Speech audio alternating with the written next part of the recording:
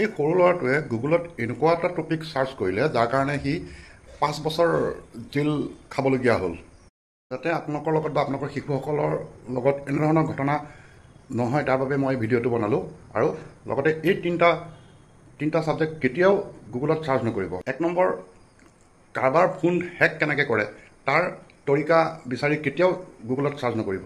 কিয়নো প্ৰথমতে এইটো মানি লৈছিল, কিন্তু এতিয়া বৰ্তমান IT Section 66ৰ অধীনত এইটো এটা ডাঙৰ ক্ৰাইম হয়। 2 নম্বৰ, বম বনোৱাৰ তৰিকা, কেনেদৰে বম বনাব পাৰি, সেইটো কেতিয়াও গুগলত চাৰ্চ নকৰিব। আৰু এইটো চাৰ্চ কৰিলে আপোনাক ৰাষ্ট্ৰপতিও মাফ নকৰে, এইটো জিন্দগীভৰ জেল হ'ব। 3 নম্বৰ, চাইল্ড পৰ্নোগ্ৰাফি। এইটো চাৰ্চ কৰাৰ লগে লগে চাইবাৰ ক্ৰাইমৰ ৰাডাৰত আপোনাৰ ট্ৰেক হৈ যাব আৰু লগে লগে আপোনাৰ একশ্যন হ'ব।